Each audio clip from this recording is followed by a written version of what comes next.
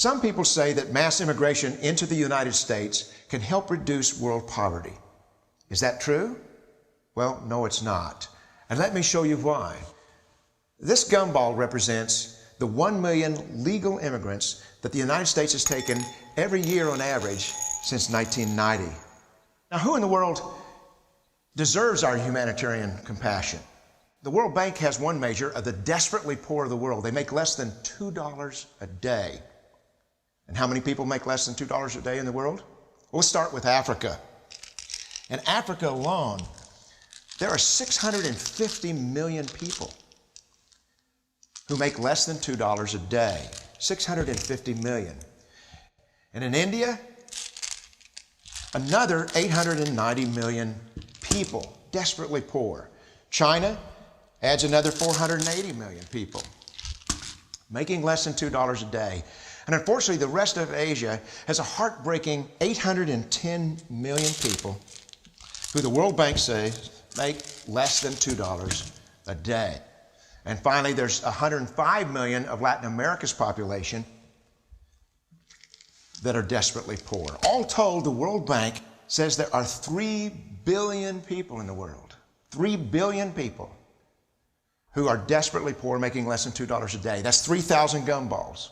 And every year, we take 1 million and suggest that we've somehow made a humanitarian difference. Of course, we don't pull our immigrants from these desperately poor populations, do we?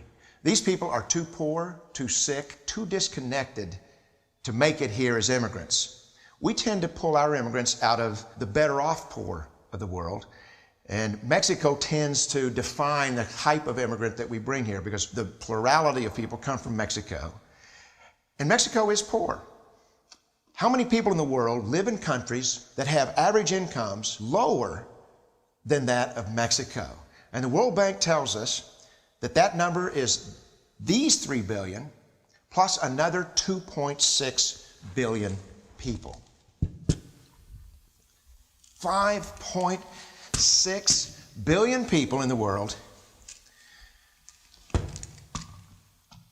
who live in countries with average incomes below that of Mexico. That's 5,600 gumballs. And so what is it that the elites are telling us? They're telling us that when we take this 1 million immigrants, that we somehow or another are tackling world poverty. And we have to do it regardless of the effect on our unemployed, the working poor, the most vulnerable members of our society, regardless of the effect on our natural resources. Even if we went by the most radical proposals in Washington, which are to actually double our immigration to 2 million a year, which would totally overwhelm our physical, natural, and social infrastructures, we couldn't make a noticeable difference. And we may be really hurting the impoverished people of the world because the 1 million that we do take are among the most energetic, often the better educated, certainly the most dissatisfied people that if they did not immigrate would be the agents for change to improve the lot of all the people in these countries. The true heroes in the global humanitarian field are the people in these countries who have the wherewithal to immigrate to another country, but instead stay in their countries, to apply their skills to help their fellow countrymen. Unfortunately, our immigration system tends to entice these very type of people to abandon their countrymen.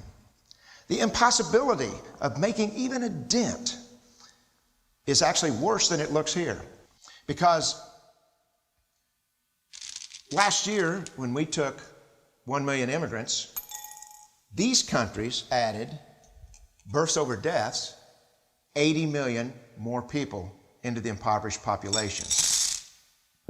And this year, Congress is bringing in 1 million legal immigrants. And this year, according to the United Nations, these countries are expected to add another 80 million people. And next year, you can be quite sure that Congress, unless stopped by the American voters, will bring in another 1 million immigrants. And these countries, unfortunately, will be adding another 80 million people. into these impoverished nations. We could take 5 million a year, but we'd never get ahead of what's happening in these countries. Not in this century. Don't you see? Immigration can never be an effective or significant way to deal with the suffering people of the world. They have to be helped where they live. 99.9% of them will never be able to immigrate to a rich country. There's no hope for that. They have to bloom where they're planted. The only place that 99.9% of these people can be helped is where they live. Let's help them there.